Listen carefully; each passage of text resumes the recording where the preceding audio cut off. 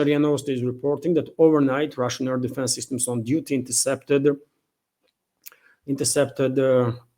50 drones that was launched by Kyiv regime with assistance of NATO to strike deep inside the Russian territory. I can give you some specifics on that. 23 drones were intercepted over the Kursk region, 11 drones over the Rostov region, 6 drones over the Bryansk region, 3 drones each over the Belgorod and the Moscow regions, 2 drones from which was directed actually towards Russian capital. 2 drones were intercepted over the Crimea and 1 drone each over the Mordovia and Kaluga region. So relatively large-scale attempt of Kyiv regime and NATO to strike deep into Russian territory. Also, we have this report, dear friends, that Russian armed forces liberated Yalta settlement in a DPR. And this settlement is located, I believe, right next to, right on the border with Dnipropetrovsk region. Let me show you on the map that area, and yes, that's the Yalta settlement, and it is located on the border with the Dnipropetrovsk region, and more and more areas. By the way, Russian troops are, I mean, take a look at this. Russian troops are basically reaching Dnipropetrovsk region, and once LPR and DPR are fully liberated, I think we will see significant increase of Russian military activity in Dnipropetrovsk region itself.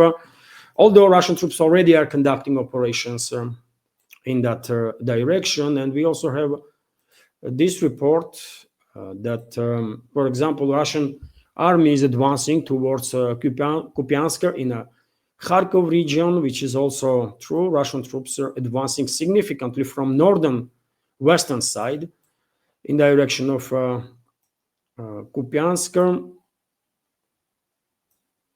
So this is Kupiansk city, by the way, that you see on your screen right now. And as you can see, dear friends, this gray area, gray zone, is sort of disputed between the sides. Although, according to reports that I see, all these settlements, Moskovka, Radkovka, and the rest of them are under Russian control, and well, Russian troops are basically inside the city itself at this point. Russian troops from northern, eastern flanks are actually entering the Kupiansk itself. And there are also reports are coming in about intensification of the activity of the Russian armed forces from the southern side to get closer to Kupiansk. But I guess due to terrain there, it is much more difficult to advance in a speed, with the speed that Russian troops were moving forward from the northern-western side.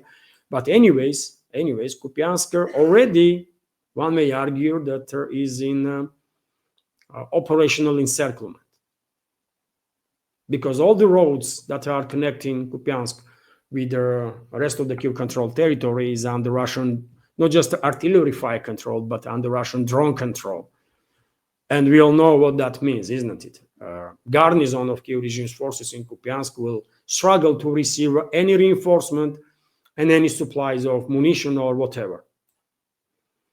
So battle for Kupiansk is definitely is getting closer and closer to its final chapter.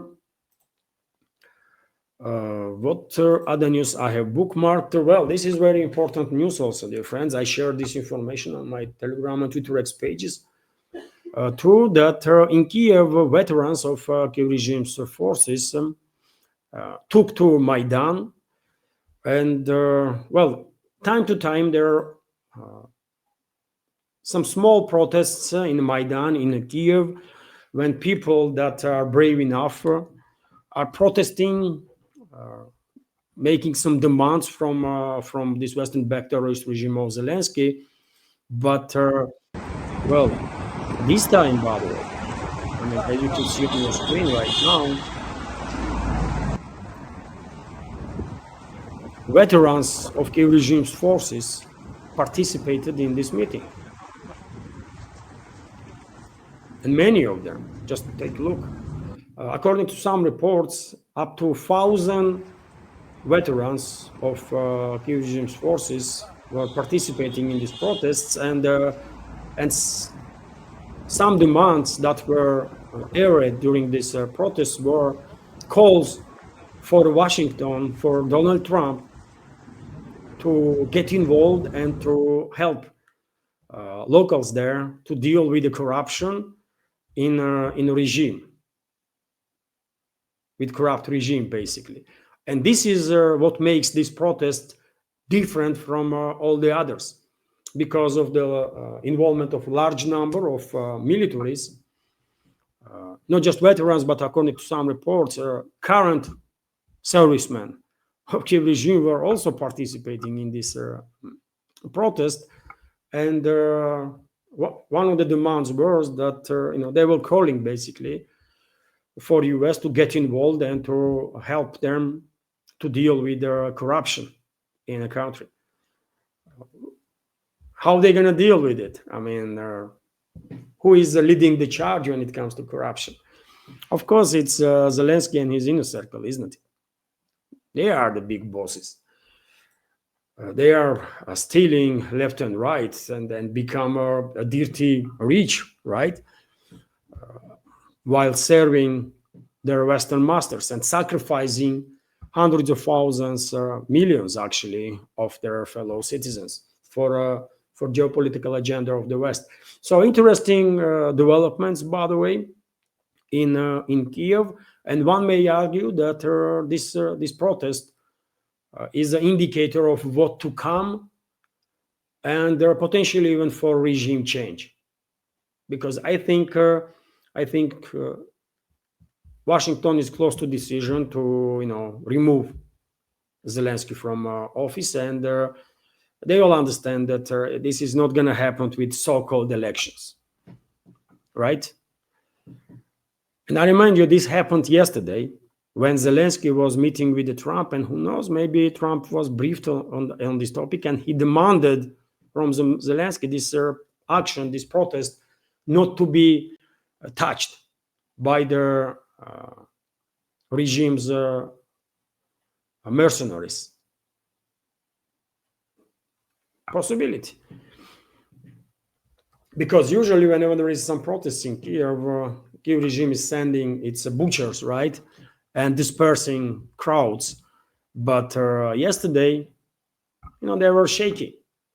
They did not really try to escalate. Anyways, interesting developments there, and maybe it's only a matter of even weeks at this point before Zelensky will be removed from office. Okay. Screen is back now, hopefully. And well, dear friends, let's continue several more news for the news segment, and after, let's take 15-20 minutes, maybe 30, for exchange of opinions, Q&A, community chat part. But first, this several news. RIA Novosti is reporting that court in Armenia arrested their Archbishop Bagrat for 2 months. So court in Yerevan has arrested for 2 months the Archbishop of Armenian Apostolic Church, Bagrat Galstanyan, who opposes the policies of Armenian Prime Minister Nikol Pashinyan. Lower Hovannes Hodoyan, state a lawyer of their religious leader in Armenia. Court granted their investigators' request and arrested their archbishop. And dear friends, this news should not come as a surprise to majority of our community. Yesterday I reported about attack on Armenian church by U.S. controlled or Western controlled regime in Armenia, regime of Pashinyan, and I made parallels, isn't it, between Pashinyan's regime and Saakashvili's regime when Saakashvili was in power in Georgia, also asset of their US. Saakashvili's regime was attacking church in Georgia, Georgian Orthodox Church, and lost that fight. And Pashinyan's regime is also attacking church now, Armenian Apostolic Church, and they are doing this. These regimes, by the way, Western controlled regimes, are working based on basically same orders, right? Same lines, same bookmarks that they are receiving from their masters, from CIA or Washington or whatever, right? And they are attacking religious institutions because, as it was case in Georgia and as it is case in Armenia, Christian church. In Georgia, it's Orthodox church. In Armenia, it's Gregorian church. Has a huge respect of the public, and these Western regimes cannot live in peace with any institutions that they have no control over, that have more respect and trust of the public than regime itself. And that's why, by the way, these regimes are operating in the very same way all over the place. Take a look at the Ukraine, by the way. One of the first what this terrorist regime did after a bloody coup d'etat in 2014 was attack not just on Russian speakers in the east, but also attack on Orthodox Church, canonic Orthodox Church of Ukraine. And this attack continues there until now. So many churches were burned down, isn't it? Destroyed, took away from the canonic Orthodox Church. And something similar is happening now in Armenia. But as these Western assets lost in Georgia, eventually, very same will happen in Armenia. I have no doubts about it, and people will prevail. But unfortunately, they're going to be casualties in this struggle. And as we can see, dear friends, this criminal regime of Pashinyan, this Western-controlled regime, is already arresting religious leaders and putting them in jail. By the way, I mean, this is crazy. This is crazy, but that's what they do, right? A few more news, dear friends. Vlad newspaper is reporting that aide of Russian President Ushakov shared with public information about how Russian president will participate in upcoming BRICS summit in Brazil. So Russian President Vladimir Putin will take a part in a BRICS summit via video link, and the Russian delegation at the event in Brazil will be headed by Foreign Minister Sergei Lavrov. This was stated by the aide of Russian President Yuri Ushakov. And so, well, no reasons for any further speculations. Last several days, there was some speculations on internet. Would Russian president travel to Brazil or not? And we have an answer on that. Not surprisingly, Russian president will join this conference with video link. Not surprisingly, because no one in his inner circle should even exercise the topic of travel to Brazil, because after all, West is waging war against us, right? And it is not safe. So it could not be done. So Russian president will participate via video link, and the same will be done by Chinese leader for different reasons. But as I reported yesterday, a leader of China, Xi Jinping, will also not attend the BRICS summit in Rio de Janeiro.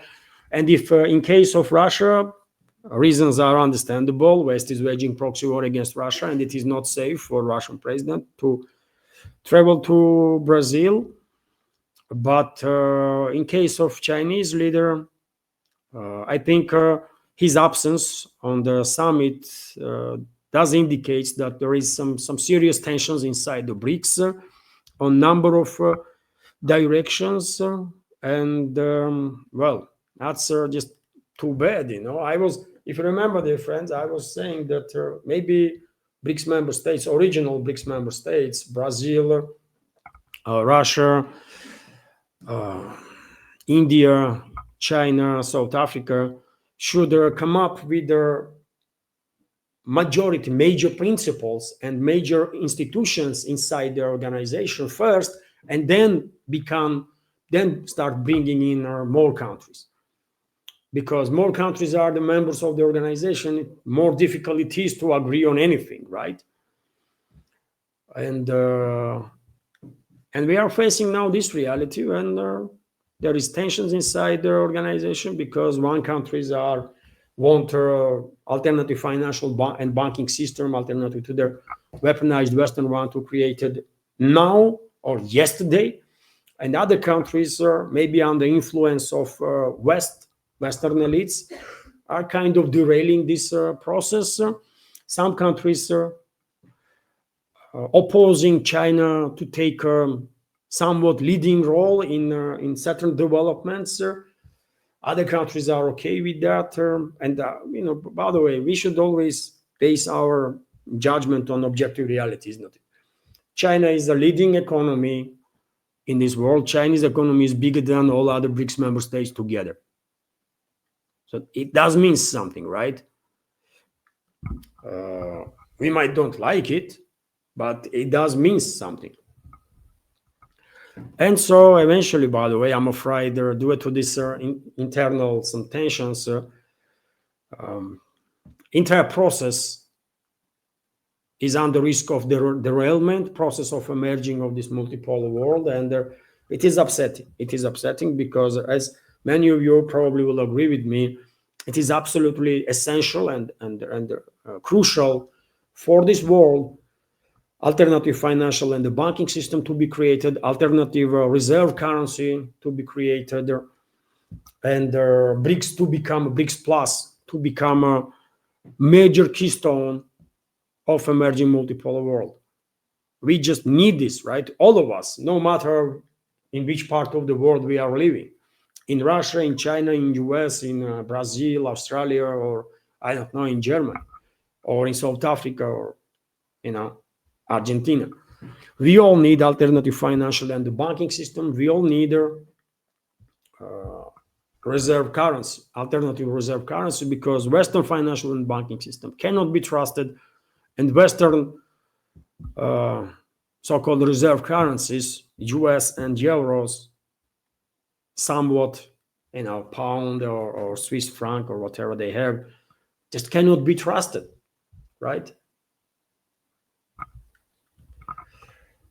And I don't know, man. Let's hope BRICS member states will somehow manage to deal with whatever issues they are facing, because this is not good. This is just not good, man. Russian president has reasons not to go personally into BRICS, but he will participate through video link. But absence of Chinese leader there definitely indicates some serious issues that organization is facing. Share your take, dear friends, what you think on that. I don't think Chinese leader is not going there just because he just don't feel like to travel somewhere. I don't think so. RT is also reporting that China warming to a new Russian mega gas pipeline. Okay. China's interest in the construction of Russia's proposed Power of Siberia 2 pipeline, which would deliver gas via Mongolia, has intensified following the outbreak of the conflict between Iran and Israel. The Wall Street Journal reported on Tuesday, citing sources in Beijing, and the planned mega pipeline would allow up to 50 billion cubic meters of natural gas to be delivered annually from northern Russia to China via Mongolia. And dear friends, did I predicted that China will increase its activity in regards to additional energy projects with Russia? I said it even before Israel attacked Iran, isn't it? I said it when reports start coming in that a number of US businesses are interested in buying assets in South Stream pipeline, or Turk Stream as it also known pipeline. Also, some groups in US are interested to invest in Nord Stream pipeline, to buy it actually, restore it, and then to buy Russian gas and on the border actually with other countries, and then transfer this gas to Europe and make good buck as a third party. And when this information starts circulating, I said straight away that China lost so much time while prolonging these unending negotiations with Russia on numerous energy projects and other projects, right? And now they are seeing that, yes, I mean, even though increasing dependence on Russia is risky, because you don't want to be dependent on one country on a strategical level for anything, right? But in other hand, they don't really have much options, isn't it? Because collective West can ignite war and most likely will ignite war in the Middle East again, and that might happen at any time.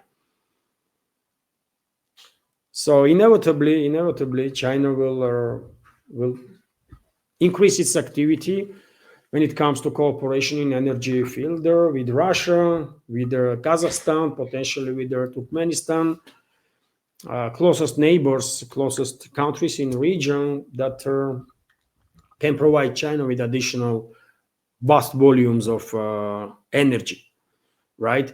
But yet again, both Moscow and China should keep in mind that extreme dependence of China on Russian energy is not something that we should look forward to.